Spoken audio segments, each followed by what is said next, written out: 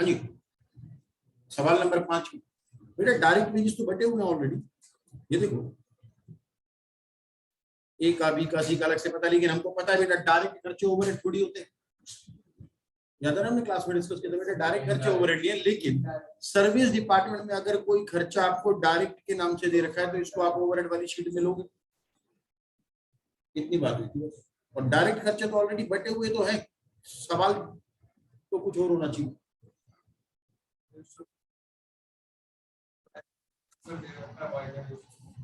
मतलब बेटा यहाँ पर ऊपर पूरी इंग्लिश पढ़नी पड़ेगी ना, खाली मैथ से बात नहीं बनेगी। लिखा हुआ है apportion the expenses of service department Y according to direct wages. तो डायरेक्ट वेजेस की रेशियो में बांटना भैया, तो 3:30:45:60, तो रेशियो तो दे रखी। और एक्स के खर्चों को 5:3:2 में बांटना है। और यानी कि इस वाले सवाल के अंदर जो डिस्ट्रीब्यूशन चल रहा है वो डायरेक्ट डिस्ट्रीब्यूशन है, डायरेक्ट मेथड लगेगा यहाँ पर। लेकिन तूने पढ़ा नहीं, तूने खाली बस नीचे एक्स की रेशियो देखी, इंग्लिश नहीं पढ़ी, बिना सवाल पढ़े करने की कोशिश कर रहा है, और तुमने करा भी नहीं नालायक को, पहले ही कर लिया था।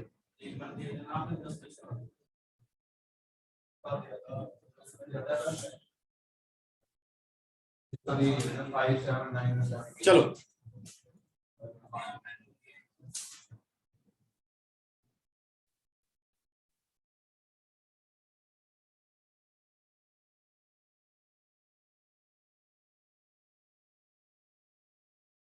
बेटा लास्ट क्लास में हमने मशीन आर रेट की कैलकुलेशन का फॉर्मेट बनाया था, कुछ नोट्स लिखे थे, अब्जॉर्प्शन रेट भी कैलकुलेट करना सीखे थे, मशीन आर रेट का फॉर्मेट भी बनाया था, कुछ नोट्स लिखे थे कि हमें बेटा जो खर्चे लेने हैं वो सिर्फ नॉर्मल वाले लेने हैं, अब नॉर्मल खर्चा नहीं आएगा, जो भी मशीन आर्स आप यूज करोगे वो प्रोडक्टिव यूज करोगे।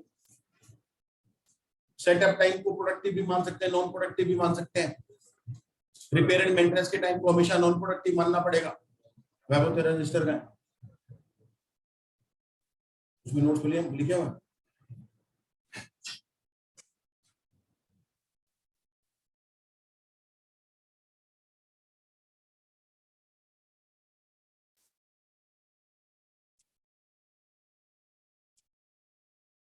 फिर उसके बाद हमने लिखा था कि डेप्रिसिएशन सेमी वेरिएबल कॉस्ट होती है, उसको कहीं पर भी लिख सकते हैं, लेकिन अगर मशीन की लाइफ आपको ईयर्स में मिल जाएगी तो आप उसको पर एनम डेप्रिसिएशन को कहां पर डालोगे, फिक्स में। और अगर आपको डेप्रिसिएशन पर आर मिल जाता है तो हम उसको डाल देते हैं वेरिएबल में। तो मशीन आर रेट का भी क्वेश्चन करते हैं बेटा। लास्ट क्लास में हमने क्वेश्चन नंबर 7 तो किया था जिसमें हमने अलग अलग अब्जॉर्प्शन रेट लगाने थे। अभी हम कर रहे हैं बेटा मशीन आर रेट से related question.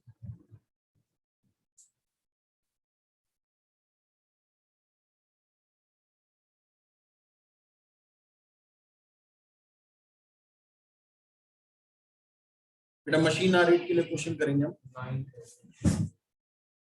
8th question use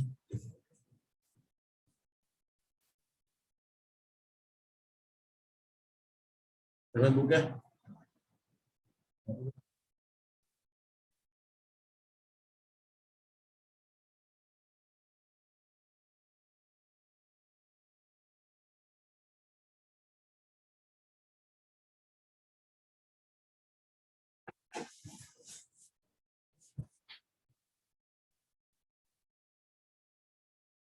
बेटा 8th क्वेश्चन, कृपया सवाल को ध्यान से पढ़ें।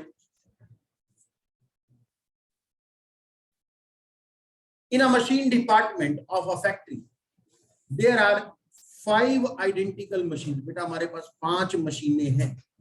इसका मतलब अगर आपको कोई खर्चा पूरे डिपार्टमेंट का दिया गया है,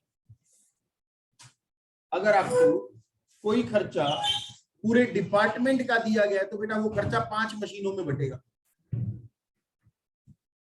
हाँ जी बेटा, डिपार्टमेंट में कितनी मशीन है?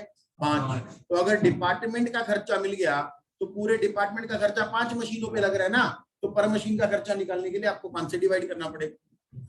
From the particulars given below, prepare the machine hour rate for one of the machine. तो बेटा आपको एक मशीन के लिए मशीन hour rate ढूंढना है। तो आपको उस मशीन के खर्चे लिखने पड़ेंगे, उसी मशीन के आवर्स चाहिए होंगे, तो आपके पास आ जाएगा मशीन आ रही, खर्चों को घंटों से डिवाइड कर देंगे, 1 घंटे का खर्चा आ जाएगा। पूरे डिपार्टमेंट में 10,000 स्क्वायर मीटर का एरिया है, जिसमें से हमारी मशीन ने 2,000 स्क्वायर मीटर का एरिया ले रखा है। बेटा रेंट का खर्चा एरिया के हिसाब से बढ़ता है, तो आपको एरिया बता रखा है। पूरे डिपार्टमेंट का जो एरिया है वो 10,000 स्क्वायर मीटर है, उसमें से 2,000 स्क्वायर मीटर आपकी मशीन के पास है, तो 10,000 का अगर रेंट आपको पता चल जाए तो 2,000 का आप अलग कर सकते हो। कॉस्ट ऑफ मशीन 20,000 रुपए है, इसकी स्क्रैप वैल्यू 300 है, और लाइफ आपको दे रखी है 13 साल। बेटा ये पूरी इंफॉर्मेशन डेप्रिसिएशन निकालने के काम आएगी, और डेप्रिसिएशन को अच्छा डेप्रिसिएशन का तो रेट भी दे रखा है, तो स्क्रैप वैल्यू का भी अब कोई मतलब नहीं है बेटा। तो कॉस्ट के ऊपर सीधा 7.5% हम डेप्रिसिएशन लगाएंगे, और ये बेटा फिक्स में चला जाएगा।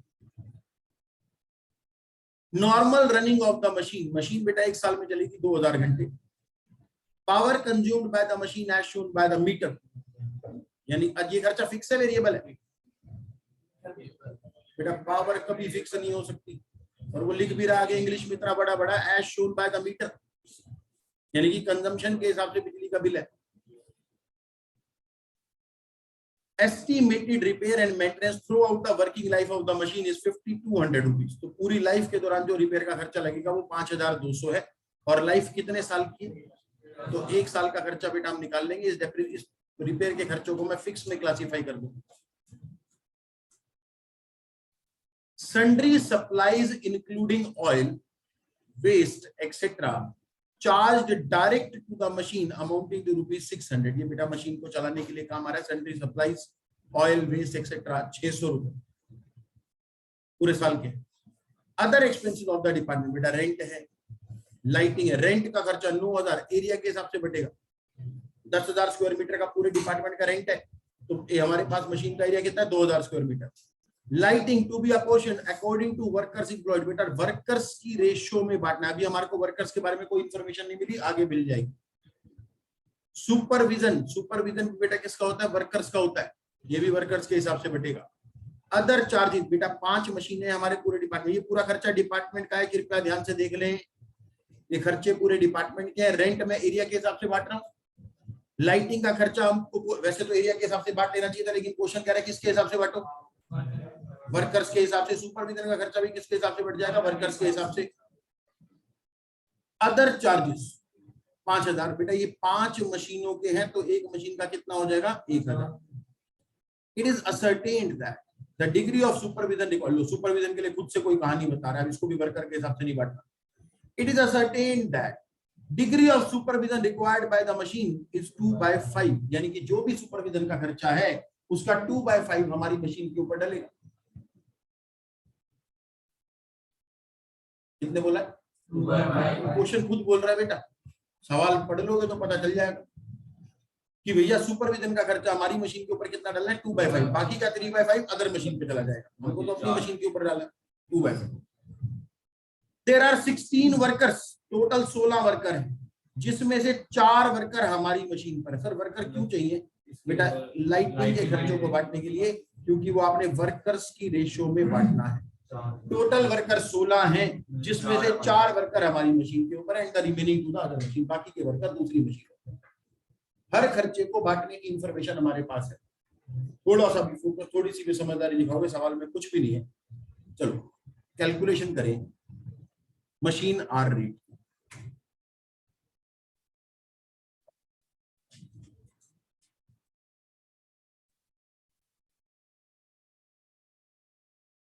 एक घंटे में कितना खर्चा लगता है फैक्ट्री में मशीन के चलने पे, 1 घंटे के फैक्ट्री ओवरहेड्स कितने हैं बेटा, वो कैलकुलेट करें। 2 कॉलम बनाते हैं बेटा, एक टोटल का और एक पर आवर का। जो फिक्स खर्चे होते हैं बेटा वो टोटल में लिख लेते हैं, जो वेरिएबल होते हैं वो पर आवर में लिख देते हैं।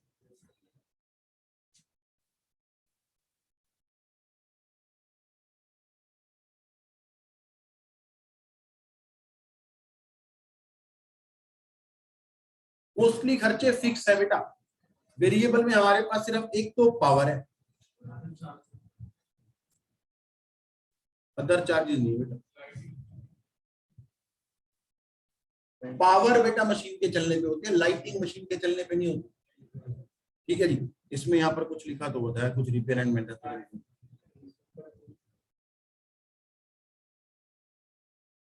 ये रहा, ये थे बेटा sundry expensive, sundry supplies including oil, waste etcetera. ठीक है, तो ये 600 रुपए, ये भी हम वेरिएबल में ले लेंगे। तो मशीन के चलने के लिए होते हैं ना बेटा, ऑयल वगैरह होते हैं, ऑयल ग्रीस वगैरह। ठीक है, रिपेयर का खर्चा वैसे बेटा हम लैंग्वेज के हिसाब से, क्योंकि पूरी लाइफ का हमारे को पता है 5200 आप फिक्स पे ले सकते हो, आप वेरिएबल में क्लासिफाई कर दोगे तो भी नंबर नहीं कटना। तो 3 खर्चे हम यहाँ पर वेरिएबल में ले सकते हैं, बाकी के सभी खर्चे में फिक्स में लूंगा। सभी खर्चों में सबसे पहले हमारे पास है बेटा खर्चों में डेप्रिसिएशन। कॉस्ट है बेटा मशीन की 20,000 रुपए, जिसके ऊपर डेप्रिसिएशन लग रहा है 7.5%। स्क्रैप वैल्यू माइनस परसेंटेज दे रखी है ना, स्ट्रेट लाइन मेथड होता है, जब cost minus scrap value divided by life करते हैं तब स्क्रैप वैल्यू का डिडक्शन होता है। फिलहाल 20,000 के ऊपर पूरा 7.5% डेप्रिसिएशन लगेगा। कितना? 1500 रुपए। ये पूरी लाइफ का, पूरे साल का डेप्रिसिएशन हो गया 1500 रुपए। उसके बाद बेटा हमारे पास अगला खर्चा डेप्रिसिएशन के बाद पावर हम वेरिएबल में लेने वाले हैं, रिपेयर और डायरेक्ट चार्जेस भी वेरिएबल में लेने वालों में, बाकी खर्चे आ जाए। रेंट 9,000 रुपए है बेटा पूरे डिपार्टमेंट का, और जो पूरे डिपार्टमेंट का एरिया है वो है 10,000 स्क्वायर मीटर। इसमें से हमारी मशीन ने एरिया कंज्यूम कर रखा है 2,000 स्क्वायर मीटर। तो अगर 10,000 स्क्वायर मीटर का रेंट कितना, तो 2,000 का रेंट कितना? अगला खर्चा है बेटा लाइट को हमने एम्प्लॉइज के हिसाब से बांटना है। लाइटिंग का खर्चा दे रखा है 400, जो कि 16 एम्प्लॉइज के लिए है, और हमारी मशीन पे एम्प्लॉय लग रहे हैं 4।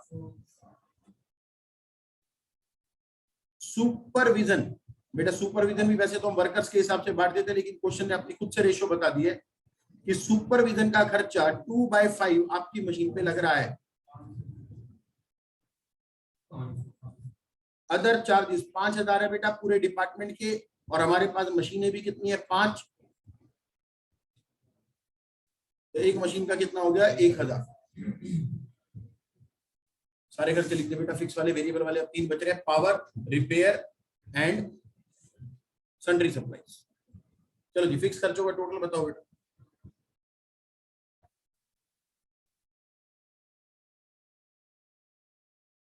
$4,900। और बेटा हमारे पास जो मशीन आवर्स हैं 1 साल के, वो कितने? 2,000 है बेटा, 2,000। तो टोटल फिक्स्ड कॉस्ट को अगर मशीन आवर्स से डिवाइड कर दे तो फिक्स्ड कॉस्ट पर आवर आ जाएगी 2.45। अब बेटा हमारे को इसमें वेरिएबल खर्चे और लगाने, वेरिएबल खर्चे हमारे पास 3 है। पावर का अमाउंट बेटा हमारे को बताया कितने रुपए, और ये कितने घंटे काम करने के बदले में लगा हुआ है। तो 2,000 घंटे काम किया, 3,000 घंटे की पावर लगी, 3,000 रुपए की पावर लगी, तो 1.5 रुपए का पावर का खर्चा हो गया। उसके बाद हमारे पास खर्चा बेटा रिपेयर, पूरी लाइफ का खर्चा है 5,200, ऐसी था ना, और लाइफ है 13 साल की, तो 400 रुपए 1 साल का हो गया। और 1 साल में काम कितने घंटे होगा? तो 1 घंटे का खर्चा कितना हो गया? 20 पैसे।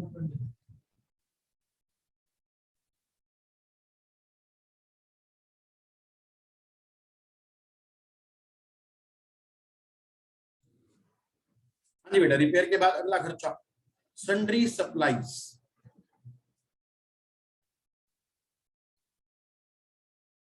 बेटा सन्ड्री सप्लाईज थी 600 रुपए की पूरे साल की।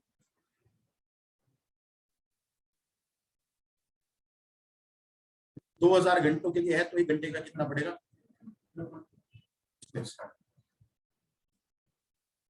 बेटा फिक्स्ड कॉस्ट पर आवर होगी 2.45, और वेरिएबल कॉस्ट पर आवर है हमारे पास एक तरीके से 2 रुपए। तो मशीन आर रेट आ जाएगा हमारे पास 4.45।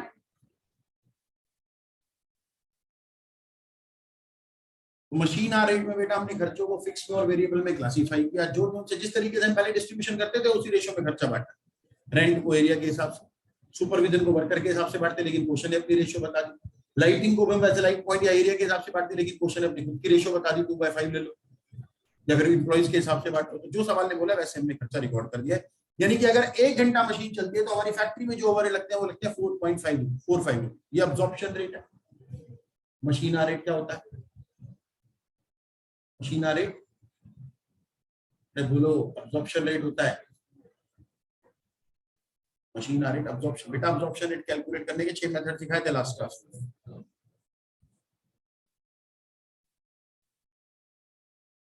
Production unit method, direct material percentage, direct labour cost percentage, prime cost percentage, machine hour rate, labour hour rate.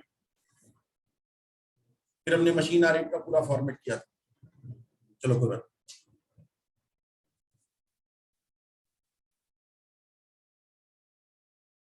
9th question देखें बेटा, ये बहुत आसान आसान सवाल है, लेकिन फिर भी मुझे नहीं पता, मुझे क्लास में क्यों करवाने पड़ रहे।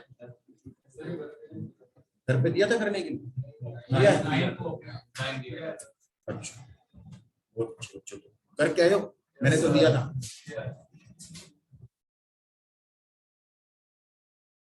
10th क्वेश्चन देखो बेटा।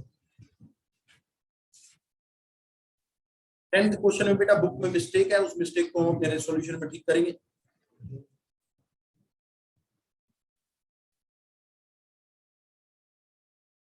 कृपया सवाल को ध्यान से पढ़ें।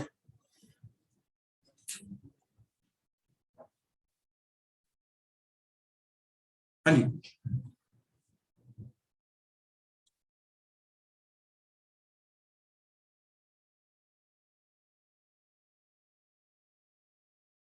इस शब्द का नाम सुना है? हर क्लास में बताना पड़ता है। तुम पास कैसे हो? क्लास से कोई पास नहीं होता, कई बार बता चुका। जब तक फिर से बता रहा, हर बच्चे को अपना पता है बेटा, मुझे नहीं पता तुम घर पे कितनी देर पढ़ रहे हो।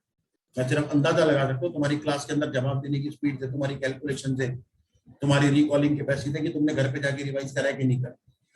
ठीक है, लेकिन हकीकत तुम्हारे को पता है। तो ये वो चीज है बेटा जो तुम्हारे को पास करवा सकती है। इसके अलावा और कोई समाधान नहीं है। तुम मंदिर जाना चाहते हो, मंदिर जाओ दिन में 2 बार। ठीक है, क्लास अटेंड करो, वीडियो लेक्चर अटेंड करो, जो मर्जी करना है वो करो, लेकिन पास तो तुम किसी से होगे। वीडियो देख ली 2 बारी, क्लास अटेंड कर ली, उसके बाद अगर तुमने सेल्फ स्टडी नहीं करी, पास होना भूल आएगा ही, कॉन्फिडेंस ही नहीं आएगा सब्जेक्ट पे। एक कैलकुलेशन तुम्हारे को अभी बता दी गई है, तुमने उसको रिवाइज नहीं करा, वो कैलकुलेशन भूल जाएगी। और कितनी स्पीड से भूल जाता है बच्चा कि कल रात को डिनर में क्या खाया था वो भी मुश्किल से याद आता है। ठीक है, अभी भी सोचना पड़ेगा, मेरे को भी याद नहीं आ रहा कि मैंने कल रात को क्या खाया था, सोचना पड़ेगा, एक बार तो शायद याद आ जाए। लेकिन इतनी स्पीड से हमारी याददाश्त भूल जाती है चीजों को अगर आपने उसको रिकॉल नहीं किया। रिवीजन का पर्पस ही ये होता है कि जो चीज आपने सीखी है आप उसको रिवाइज करते हो ना, वो दिमाग के अंदर स्टोरेज पता चल जाती है कहां पे जाके स्टोर हुई है। होती तो है दिमाग में कहीं ना कहीं, बैक ऑफ द माइंड कहीं पे है, लेकिन वो कहां पे उसका रास्ता पता रहे हमारे को, उसी के लिए रिवीजन होती है। तो घर पे जाकर के सेल्फ स्टडी नहीं करोगे, क्लास में जो किया वो भी नहीं करोगे, तो वो खराबी हो जाएगी। सिलेबस हमारा कंप्लीशन पे है ना। तो अब तो पूरा सिलेबस हो गया, मैं बोल रहा हूँ मेरे हर लेक्चर में होगी ऐसी बातें, रिकॉर्डिंग में भी हूँ। लेकिन अगर नई सेल्फ स्टडी करोगे, अभी भी टाइम पेपर तो हमारे हैं, लेकिन टाइम अभी तुम्हारे पास है। क्लासेस ओवर होने के बाद क्या करना है? रिवीजन। सेल्फ स्टडी पे जितना टाइम लगाओगे पास होने के चांसेस बढ़ते जाएंगे, और उस बच्चे के मुकाबले तो बहुत ज्यादा हो जाएंगे जो नहीं पढ़ रहा। और हमारे को पता है हमारे इंस्टीट्यूट का रिजल्ट भी कमी आता है ना, तो किसी और के फेल होने पर हमारे पास होने की संभावना डिपेंड करती है।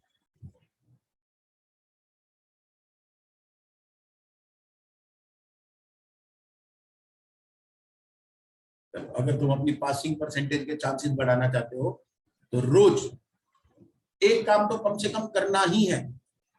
कम से कम एक काम तो करना ही है सर। वो एक काम कौन सा? क्लास वाला तो रिवाइज करो, क्लास वाला तो एटलीस्ट रिवाइज करो, क्योंकि क्लास में अगर कोई क्वेश्चन हो रहा है, मैं तुम्हारा होमवर्क दे रहा हूं तो इसका मतलब होमवर्क जो वाला जो क्वेश्चन है वो सिमिलर क्वेश्चन है उस क्वेश्चन के जो क्लास में हुआ, तो इसका मतलब कॉन्सेप्ट कहां पर हो रहा है? क्लास में कवर हो रहा है। तो एटलीस्ट कम से कम इतना तो तुम्हारी जिम्मेदारी, तुम क्लास को रिवाइज करी। होमवर्क अगर नहीं हो रहा, पूरा होमवर्क नहीं हो रहा, आधा होमवर्क हो रहा है, टाइम कम मिल रहा है, तो भी क्लास तो रिवीजन होनी चाहिए हर सब्जेक्ट। तो आ जाओ सवाल पे, सर आप हर क्लास में हमारे को ऐसे पकड़ लेते हो। द फॉलोइंग पर्टिकुलर, तो हर क्लास के अंदर मेरे को ऐसे क्यों नजर आता है कि वो पढ़ के नहीं आए, इसलिए मेरे को बोलना पड़ता है। The following particulars relates to a processing machine heating a typical material, treating a typical material. ठीक है जी, कुछ मटेरियल के ऊपर हमने कोई काम करना है, हमारी बस मशीन की इंफॉर्मेशन है। जो required to calculate machine hour rate, तो हमने मशीन आर रेट ढूंढना है। कॉस्ट ऑफ मशीन है 10,000, लाइफ है हमारे पास 10 साल और स्क्रैप वैल्यू है 1,000। बेटा डेप्रिसिएशन पर एनम आएगा, हम उसको फिक्स में क्लासिफाई कर देंगे। वर्किंग लाइफ है बेटा हमारा, वर्किंग टाइम है हमारे पास 2200 घंटे, 50 हफ्ते हैं, 44 आवर्स वाले 2200 घंटे हमारे पास अवेलेबल। लेकिन इसमें से 200 घंटे रिपेयर एंड मेंटेनेंस वाले। बेटा क्या ये 200 घंटे प्रोडक्टिव होंगे? हाँ जी बेटा, ग्रॉस आवर्स जो हमारे पास है वो तो पक्का बाहर को पता है जी 2200 है, लेकिन इसमें से 200 घंटे तो मेंटेनेंस के हैं, और मेंटेनेंस वाला जो टाइम है उसमें प्रोडक्शन नहीं होती। हमने लिख रखा है नोट में कि इसको नॉन प्रोडक्टिव लेना है, तो इसका मतलब आपके पास कितना समय बच गया? ये 2000 पोटेंशियली प्रोडक्टिव आ रहा है जिसमें आप काम कर सकते हो। 200 में तो काम कर भी नहीं सकते, इन 2000 में काम कर सकते हैं। अब वो कह रहे जी setup time is estimated at 5% of total productive time, 5% of total productive time। हमने इसके बारे में भी पूरी चर्चा की थी कि सेटअप टाइम को आप प्रोडक्टिव भी मान सकते हो, नॉन प्रोडक्टिव भी मान सकते हो। सवाल पहले तुमसे ये पूछ रहा हूं कि तुम इस सवाल में सेटअप टाइम को प्रोडक्टिव मानोगे या नॉन प्रोडक्टिव? ये चर्चा हमने करी थी अपनी कक्षा के अंदर, बिल्कुल ऐसी मैंने एक लाइन बताई थी। उसने आपको बताया टोटल टाइम, फिर उसके बाद उसने एक शब्द का प्रयोग करा प्रोडक्टिव टाइम। तो इसका मतलब वो चाहता है कि ये दोनों अलग अलग आइटम है, टोटल टाइम अलग है, प्रोडक्टिव टाइम अलग है, और प्रोडक्टिव टाइम टोटल टाइम से अलग तभी आएगा जब आप सेटअप टाइम को क्या मानोगे? Non productive. अगर आपने प्रोडक्टिव मान लिया तो टोटल टाइम ही प्रोडक्टिव टाइम हो जाएगा। पॉइंट समझ में आ रहा है? तो इस वाले सवाल में आपको सेटअप टाइम को क्या मानना है? Non productive. अब मेरी बात को जरा ध्यान से समझना, किताब की गलती नहीं करूंगा, तुमको खुद ही समझ में आ जानी चाहिए। नहीं, उन्होंने नॉन प्रोडक्टिव। तो सेटअप टाइम मेरे पास जो होगा, मेरे पास टोटल 2000 घंटे हैं, इसमें से कुछ सेटअप टाइम है, बाकी का हो जाएगा working life, actual working hours. समझ में आ रही बात? जिसके अंदर प्रोडक्शन हो रही है एक्चुअल में। तो मैं क्योंकि सेटअप को नॉन प्रोडक्टिव मान रहा हूं तो मैं लास्ट में लिख देता हूं कि ये प्रोडक्टिव टाइम है, इसमें कोई दिक्कत तो नहीं है। समझो तो सही, जल्दबाजी बहुत है। 2000 घंटे हमारे पास हैं, इसमें से कुछ समय सेटअप के हैं, बाकी का टाइम प्रोडक्टिव है, क्योंकि हमने सेटअप को क्या मान लिया है? नॉन प्रोडक्टिव माना है। इसमें तो कोई शंका नहीं है ना सर, अगर टोटल में से नॉन प्रोडक्टिव माइनस कर देंगे तो प्रोडक्टिव टाइम आएगा। यहां पर इसने 5% बोला है कि सेटअप टाइम 5% है, किसका? क्या ये प्रोडक्टिव टाइम? क्या 2000 प्रोडक्टिव है? और अगर तुम बोल रहे हो कि सर 2000 प्रोडक्टिव है तो इसका मतलब तुमने सेटअप को प्रोडक्टिव मान रखा है। हमने यहाँ पर सेटअप को क्या मान रखा है? तो क्या ये प्रोडक्टिव टाइम है? नो, ये है प्रोडक्टिव टाइम। तुम 2000 का 5% कर दोगे, वो 100 घंटे आ जाएगा, कितनी सुंदर फिगर आएगी, लेकिन वो गलत है। बुक में यही कर रखा है, बस यही मिस्टेक। बुक में 2000 का ही 5% कर दिया, पर 2000 आपके लिए प्रोडक्टिव टाइम नहीं है। अगर आप सेटअप को प्रोडक्टिव टाइम मानो तब 2000 प्रोडक्टिव है। मेरी बात समझो सर, अगर हम सेटअप टाइम को प्रोडक्टिव मान ले तो इसका मतलब सेटअप टाइम की प्रोडक्टिव 1900 भी प्रोडक्टिव, पूरे के पूरे 2000 प्रोडक्टिव हो गए। फिर मैं इसके ऊपर 5% टाइम निकाल सकता हूं, लेकिन निकाल के फायदा क्या जब माइनस तो करना ही नहीं। अगर सेटअप टाइम को प्रोडक्टिव मान लिया है तो माइनस करने की जरूरत तो पड़ेगी ही नहीं, तो फिर कैलकुलेट क्यों करना है? फिर तो छोड़ दो, सेटअप टाइम का कोई मतलब नहीं बचेगा इस सवाल के अंदर, और सवाल की ने जो इन्फॉर्मेशन दे रखी है उसकी बेइज्जती हो जाएगी। हमको उसकी रिस्पेक्ट करनी, उसने जो ज्ञान दिया है उसको इस्तेमाल करना है। 5% ऑफ प्रोडक्टिव टाइम, इसका आएगा बेटा वो 5%। तो करेक्शन हम कैसे करेंगे? सर अगर सेटअप टाइम 100%, प्रोडक्टिव टाइम 100% है, तो सेटअप टाइम इसका 5% है, यानी कि 105। ये 105 आएगा, जल्दबाजी बहुत है, 95 नहीं आएगा। 105 में से 5 माइनस करते हैं ना, तब जाके 100 आता है आजकल। 95 - 5 = 90 होता है। तो यहाँ पर कितना आएगा 105, यानी कि जो 2000 घंटे हैं ये 105 की वैल्यू। आप जब कैलकुलेशन करोगे तो इसको 105 की वैल्यू देकर के कैलकुलेशन की जाएगी। बताओ अगर 105 की वैल्यू इतनी तो 5 की या 100 की कितनी? 1905। यहाँ पे 95 आ रहा है।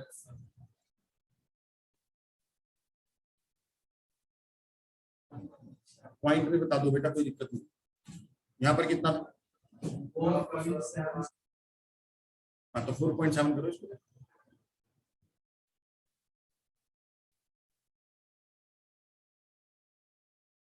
तो यहाँ पर कितना आ जाएगा? 95.7 की आगे क्या था? 6। यहाँ पर आएगा 95.24। हाँ तो 24। तो बेटा ये तुम्हारे पास सेटअप टाइम की इंफॉर्मेशन है। 2000 का 5% शो नहीं करना, किताब में 2000 का 5% कर रखा है, बट वो 5% 2000 का तब हो सकता है जब 2000 प्रोडक्टिव हो। 5% ऑफ प्रोडक्टिव नहीं बोला उसने, 5% ऑफ टोटल अवेलेबल टाइम थोड़ी बोला है। बोल देता 5% ऑफ टोटल अवेलेबल टाइम में 2000 का 5% कर लेता। लैंग्वेज के साथ चलना है बेटा, पेपर में याद करके थोड़ी जाओगे। वहां पे शब्द कुछ भी हो सकते, शब्दों को ध्यान से पढ़ना है। तो आपके लिए जो प्रोडक्टिव टाइम है वो 1904.76 घंटे है। अब इलेक्ट्रिसिटी कह रहा जी, इलेक्ट्रिसिटी यानी कि पावर, हर घंटे काम करने के लिए बिजली की 16 यूनिट लगती है।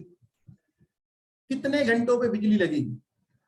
2200 घंटों पे, 2000 घंटों पे, या 1904.76 घंटों पे? सर जब मैं मशीन ठीक करा था तब भी मैंने मशीन चला रखी थी, मशीन के अंदर चला जाएगा वो। तो 2000 पे, 1904 पे, किस पे लाए? बेटा आप पावर के लिए अगर क्वेश्चन खुद से ना बताए, देखो मशीन जो मेंटेनेंस वाला टाइम है ना, उसमें तो कंफर्म है कि मेंटेनेंस वाला टाइम हमेशा नॉन प्रोडक्टिव भी होगा और उसमें पावर भी नहीं लगेगी।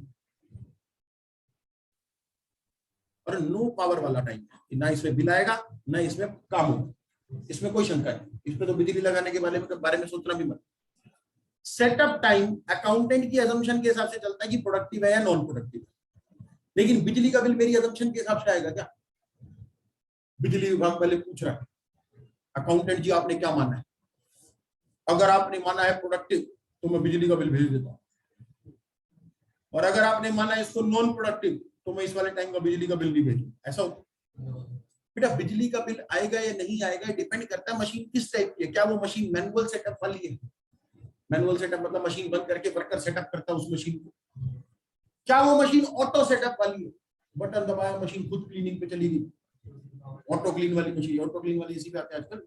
तो मैनुअल सेटअप या फिर ऑटोमेटिक सेटअप। अगर ऑटोमेटिक सेटअप है तो इसका पावर लग रहा हो, तो ये मशीन के ऊपर डिपेंड करता है। ठीक है, उसको प्रोडक्टिव मानना है कि नॉन प्रोडक्टिव मानना है, किसके ऊपर डिपेंड करता है? अकाउंटेंट के ऊपर कि उसने उसको क्या ट्रीट कर रखा है। तो इसका मतलब हमारे पास टोटल हो सकते थे बेटा, हम सिर्फ इसको समझ रहे हैं जस्ट फॉर अंडरस्टैंडिंग। ऐसा इनमें से कोई भी केस हो सकता है कि पावर का जो खर्चा है वो आप किस तरीके से लिखोगे। बेटा पावर का खर्चा हम पर आवर लिखते हैं, दिख रहा है? पावर का खर्चा हम कैसे लिख रहे हैं? Per hour. तो उसके लिए पहले क्या चाहिए होगा? पावर का खर्चा चाहिए होगा, फिर आप उसको आवर्स से डिवाइड करोगे। कितने घंटों से डिवाइड किया जाएगा बेटा? ये होता है प्रोडक्टिव आवर्स। तो कितने घंटों से डिवाइड करना है ये डिपेंड करता है कि आपका सेटअप टाइम प्रोडक्टिव है या नॉन प्रोडक्टिव है। इस बात पे डिपेंड करेगा कि कितने घंटों से डिवाइड किया जाए। लेकिन बिजली का बिल कितने रुपए का आएगा ये डिपेंड करेगा कि आपका सेटअप टाइम पे पावर लग रही थी या नहीं लग रही। देखो जो वर्किंग आवर्स है एक्चुअल वाले प्रोडक्टिव आवर्स, उसमें तो पावर लगनी है, उसमें तो कोई शंका ही नहीं है। मशीन चलेगी, प्रोडक्शन होगी तो पावर तो लगेगी। हम सिर्फ इसके बारे में सोच रहे हैं कि क्या सेटअप टाइम पे पावर लगेगी या नहीं लगेगी। तो मैं सेटअप टाइम के साथ 4 केसेस दिखा रहा हूं, जरा ध्यान से समझो बेटा। अगर सेटअप टाइम प्रोडक्टिव है, किसके बारे में बात चल रही है यहाँ पर? सिर्फ सेटअप टाइम। सेटअप टाइम कैसा है? प्रोडक्टिव। तो अगर सेटअप टाइम प्रोडक्टिव है तो डिवाइड करने के लिए पूरे 2000 घंटों का इस्तेमाल होगा। क्या मैं ठीक कह रहा हूं? माइनस करने की जरूरत नहीं होती उस केस में। सर अगर सेटअप टाइम प्रोडक्टिव है तो हमको अपने खर्चों को 2000 घंटे यानी कि टोटल घंटों से डिवाइड करना पड़ेगा। क्या इतनी बात सबको समझ में आती है? किसी को कोई डाउट? डिवाइड कितने घंटों से करते हैं? प्रोडक्टिव से। और आपने क्या मान लिया? सर सेटअप प्रोडक्टिव है तो पूरे के पूरे 2000 होगा प्रोडक्टिव, तो 2000 से डिवाइड होगा। अब मैं पावर का खर्चा ढूंढ रहा हूं, बिल कितने रुपए का आएगा? क्वेश्चन ने आपको बताया जी हर घंटे में बिजली लगती है 16 यूनिट 10 पैसे के हिसाब से। इसका मतलब 1 घंटे में 1 रुपए 60 पैसे की बिजली होगी। 16 यूनिट 10 पैसे के हिसाब से 1 रुपए 60 पैसे की बिजली होगी। बेटा अगर हर घंटे में 1 रुपए 60 पैसे की बिजली लगती है और आपके सेटअप टाइम के अंदर पावर कंज्यूम होती है तो कितने घंटों का बिल आएगा? पहले तो ये बताओ, अगर सेटअप टाइम में पावर लगती हो तो बिजली का बिल कितने घंटों का आएगा? हाँ जी, और बेटा मेरे को सभी बच्चे जवाब देंगे। 2000 है ना? बिजली का बिल कितने घंटों का आएगा?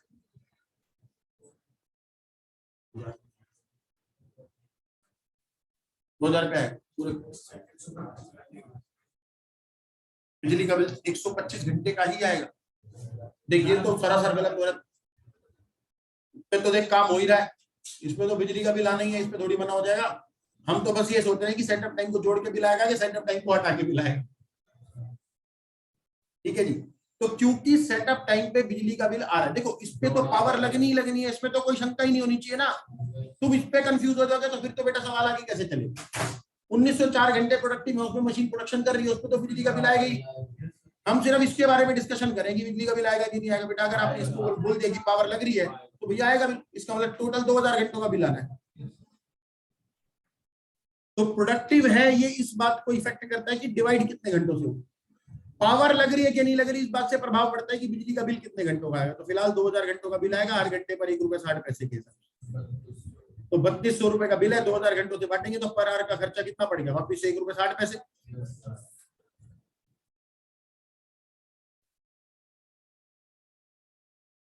लेकिन अगर सेटअप टाइम प्रोडक्टिव हो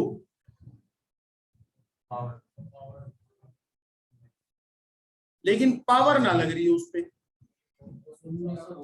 तो सर डिवाइड जो बिजली का बिल आएगा वो आएगा 1904.76।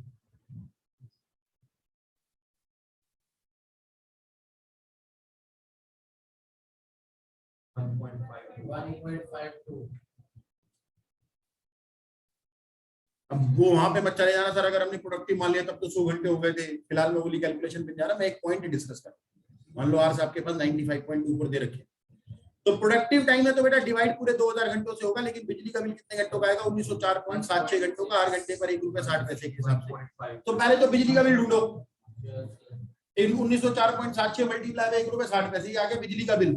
और फिर इस खर्चे को हम डिवाइड करेंगे कितने घंटों से? 2000 घंटों से। तो पर आवर खर्चा कितना आ जाएगा एग्जैक्टली? तो पर आवर वाला जो पावर का खर्चा बेटा वो बदल जाएगा। और क्या केस हो सकते हैं सर? सेटअप टाइम हो सकता है नॉन प्रोडक्टिव।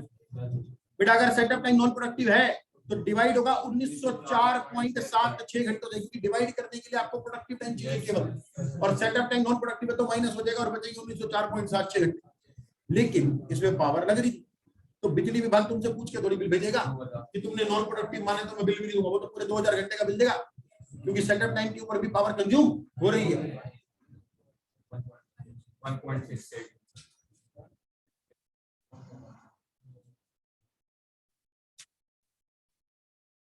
और आखिरी केस क्या बनेगा बेटा हमारे पास?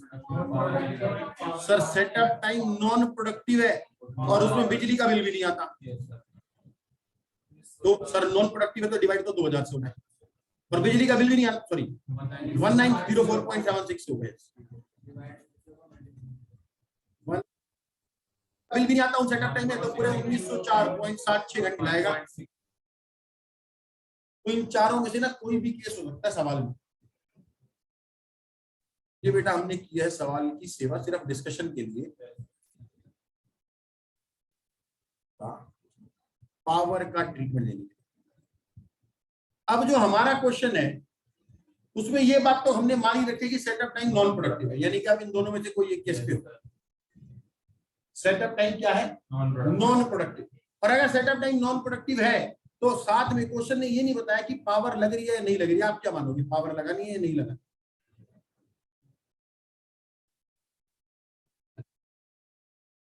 सेटअप टाइम पे पावर लगाएंगे तो बेटा रेट बदल जाएगा, पावर नहीं लगाएंगे तो रेट यही रहेगा 1 रुपए 60।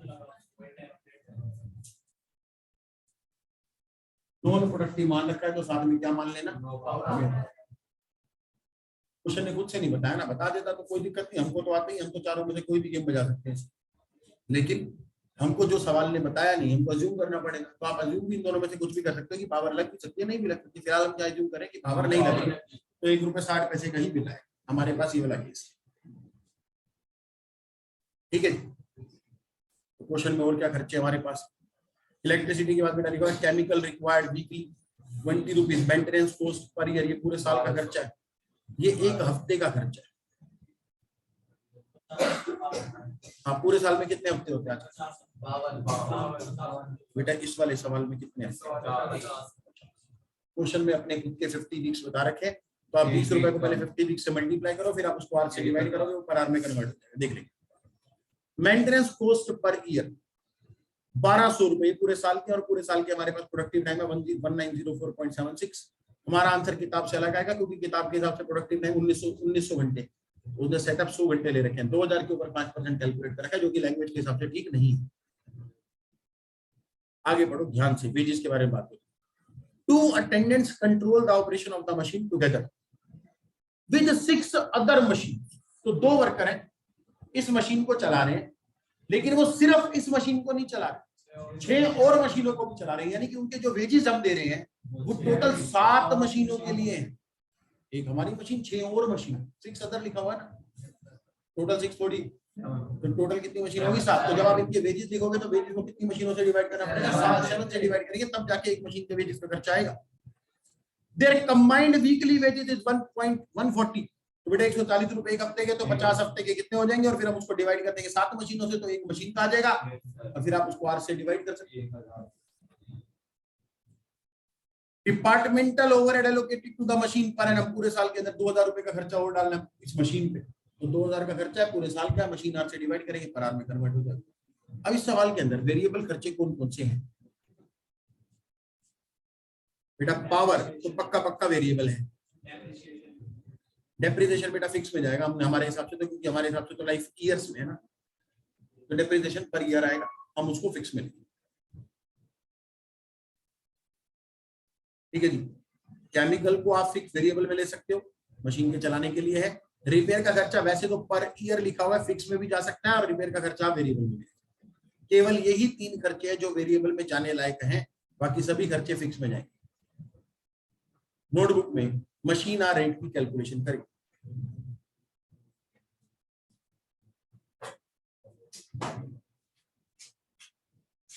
जितना डिस्कशन हो सकता था बेटा पूरा डिस्कशन हुआ इस सवाल का। मशीन आ रेट कैलकुलेट करना, फॉर्मेट कैसे बनेगा, पर्टिकुलर्स टोटल पर आर, जो खर्चे फिक्स वाले हैं वो टोटल में लिख देना पूरे साल के, टोटल करके मशीन आर से डिवाइड कर देंगे, जो खर्चे वेरिएबल वाले हैं वो सीधा कौन से कॉलम में आएंगे, पर आर वाले कॉलम में।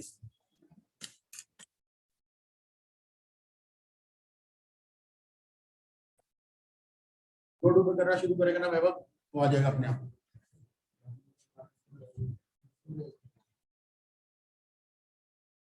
बेटा इस टाइप के खर्चे जो मशीन के चलने से रिलेटेड होते हैं ना, उसको वेरिएबल में लेना चाहिए। ठीक है, इररिस्पेक्टिव ऑफ लैंग्वेज आपको उसको वेरिएबल में लेना चाहिए।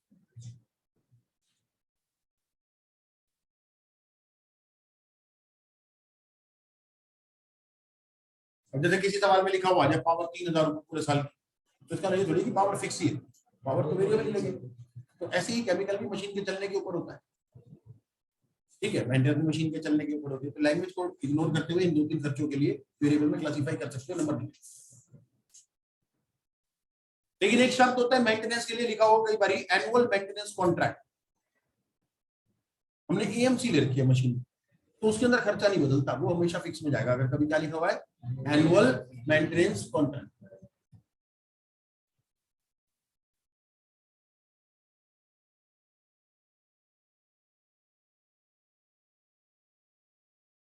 करो बेटा सवाल करो।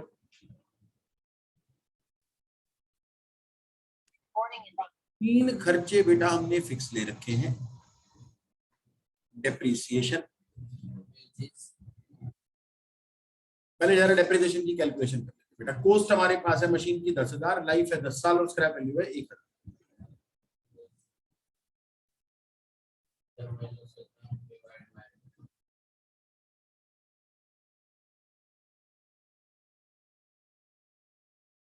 वेजिस 140 रुपए पर हफ्ते के हिसाब से बेटा, 50 हफ्ते के टोटल बनते हैं 7,000 रुपए। इसको 7 मशीनों में बांटना था 1,000। अदर एक्सपेंसेस इसी मशीन के बेटा सीधा 2,000। टोटल खर्चा कितना हो गया? 3,900।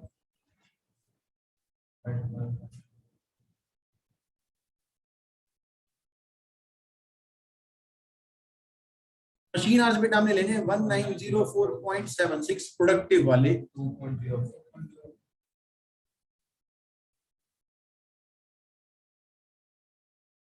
उसके बाद हमारे पास खर्चा है बेटा वेरिएबल। वेरिएबल में हमारे पास 3 खर्चे हम ले रहे हैं फिलहाल, power, maintenance and chemical. Power का खर्चा लिखा हुआ था बेटा 1.60 पर आर के हिसाब से, तो हम 1904.76 आवर्स के ऊपर ही लगाएंगे और वो डिवाइड भी उसी से होगा। अभी थोड़ी देर पहले हमने केस डिसाइड कर लिया था, हम कौन से वाले केस की बात करें? इसकी नॉन प्रोडक्टिव नो पावर, वापिस से वो 1.6 ही आ जाएगा। इतनी बात आ गई थी समझ में?